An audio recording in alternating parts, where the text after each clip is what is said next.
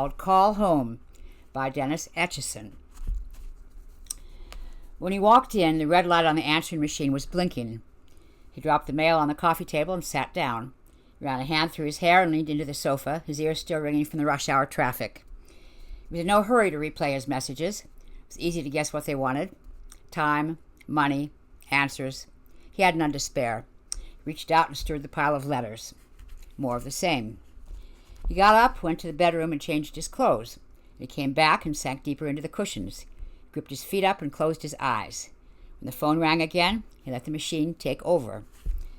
"I'm not home right now," he heard his own recorded voice say. "But if you care to leave a message, please begin speaking when you hear the tone. Thank you for calling." Beep. A pause. The incoming tape started rolling. He waited to monitor the call. Static. Rush of white noise. Like traffic. No one there. Or someone who did not like talking to a machine. A few more seconds and it would hang up automatically. "Daddy? Is that you?" He opened his eyes.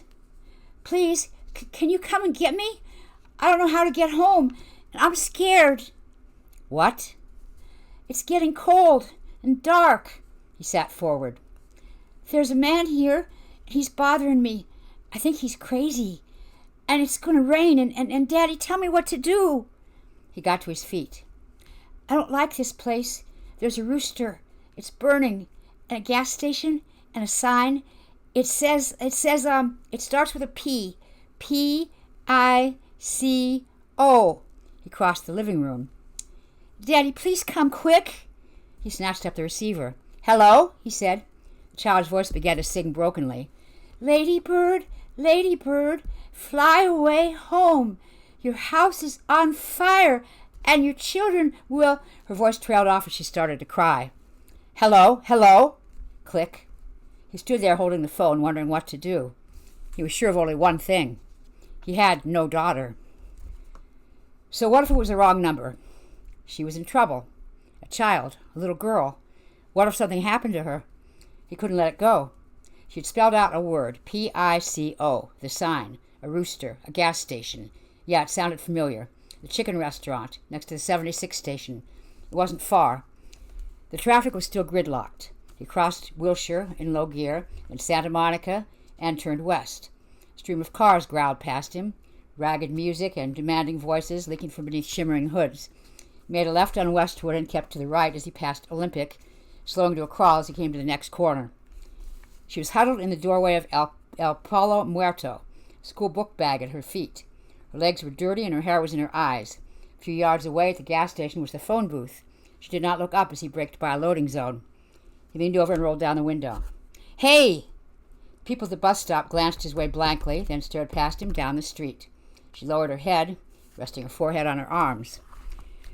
He cleared his throat and shouted above the din. "Hey, little girl!"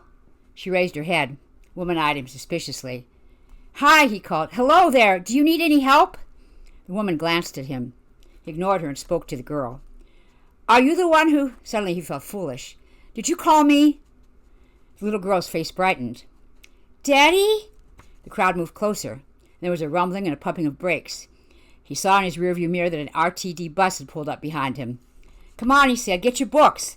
He opened the door for her as the bus sounded its horn. "Daddy, it is you!" The crowd surged past. The woman took notice of his license plate. The bus tapped his bumper. "Get in." He slipped into gear and got away from the curb. The pressure of traffic carried him across the intersection. "Where do you want to go?" he asked. He passed another corner before it was possible to turn. "What's the address?" "I don't know," said the little girl. "You don't remember?" She did not answer. "Well, you have to tell me. Which way?" "Want to go home," she said. She was now sitting straight in her seat, watching the lights with wide eyes. "Are you all right?" "I guess so." At least it hadn't started to rain, he thought. "Did anyone hurt you?" "I'm kind of hungry," she said. He idled at a red light and got a good look at her. 7, maybe 8 years old, and skinny as a rail. The bones in her wrists showed like white knuckles through the thin skin.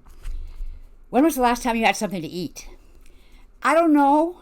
She crossed her legs, angling a bruised ankle on a knobby knee, and he saw that her legs were streaked and smudged all the way up. My God, he thought, how long since she's had a bath? Has she been living on the street? "Well then," he said, "first thing we'll do is get you some food."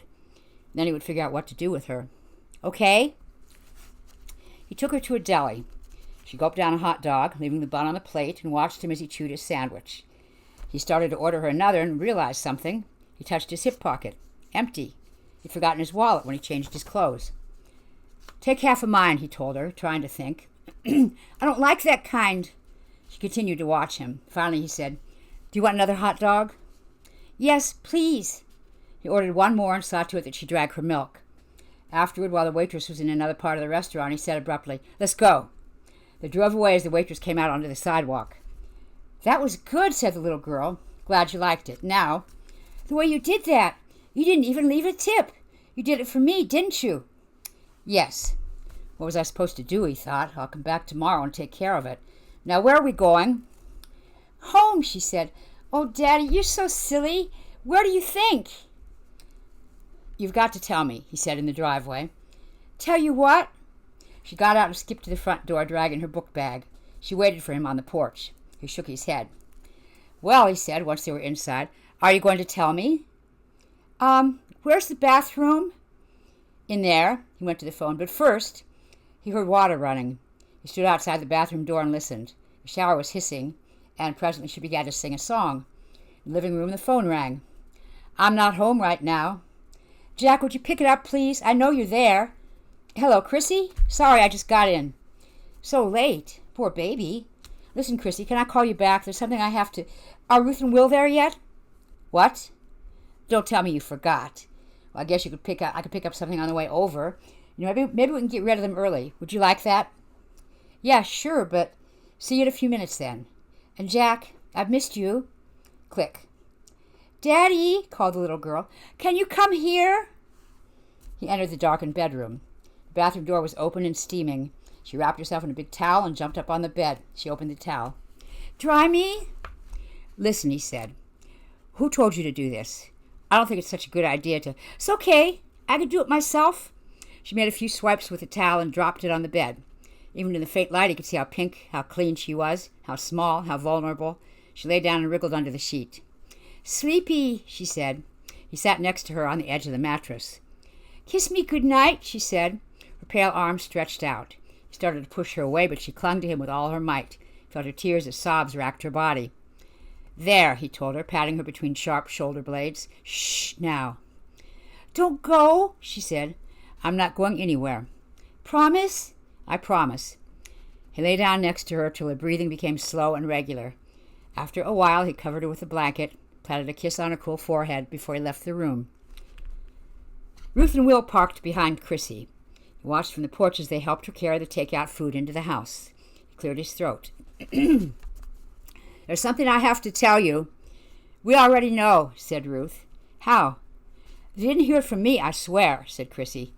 A little bird told me, Ruth said. All I can say is it's about time. Will plopped down on the sofa. Well, I think it's great. No point in paying rent on two places. This place sure isn't big enough, said Ruth. She stopped on the way to the kitchen and scanned the dining room. Even if you got rid of all these bookcases, it wouldn't work. You need more space. You know, Jack, said Will, I have a friend in the real estate business, if you need any advice. Where's the scotch? Hold on. Chrissy winked at him as she passed. They want to know if we've set the date. What do you think? Should we tell them everything? Yes, he said. Wait a minute, said Will, rising and navigating to the bedroom door. I want to hear this. His stomach clenched. Where are you going? Will grinned. To take a leak? Is that all right with you? Would you mind using the other bathroom? This one's stopped up. Chrissy said, It is? You didn't tell me that. I was going to tell you all. Tell us what? Said Ruth, coming out of the kitchen. They looked at him expectantly. There was a long pause. His hands were shaking. I don't know where to start, he said. He tried to laugh, but it came out wrong. Take your time, said Ruth. We got all evening.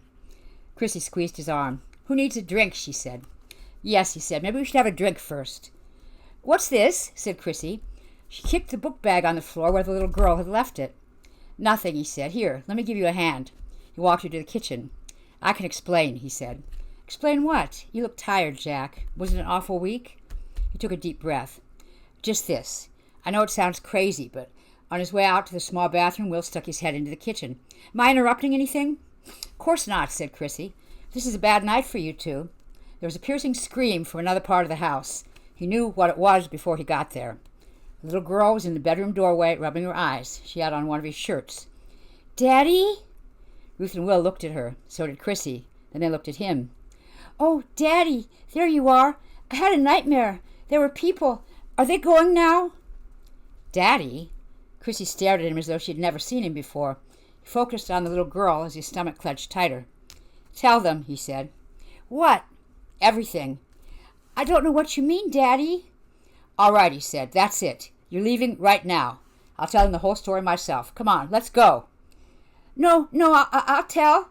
How you picked me up at the bus stop, got me in the car in front of all those people, or how you cheated and stole from me, or the part where you gave me a bath and dried me and kissed me and we took a nap together."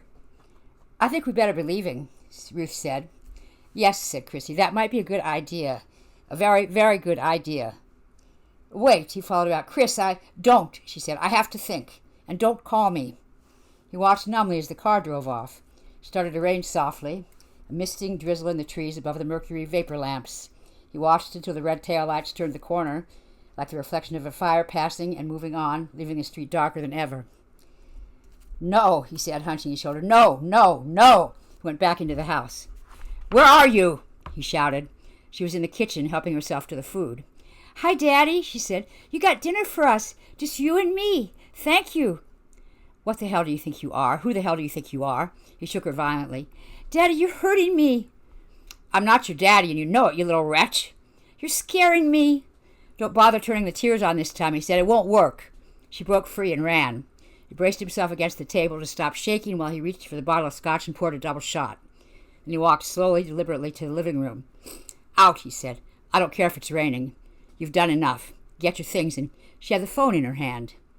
"Daddy," she said into the mouthpiece, can you come and get me? I don't know how to get home. I'm scared." He tried to take the phone away, but she dodged him and kept on talking. "It's cold and dark, and there's a man here. I think he's crazy. Daddy, tell me what to do. I don't like this place." She gave a description of his street. "Daddy, please come quick." Then she began to sing sweetly, a high plaintive keening like the wind outside and the rain that blew with it, settling so coldly over the house. "Ladybird, ladybird, fly away home. Your house is on fire, and your children—" Her voice trailed off as she started to cry. She hung up. She stopped crying. Then she went about her business, collecting her clothing and her book bag as though he no longer existed. He stood there, wondering what it was that was supposed to happen next.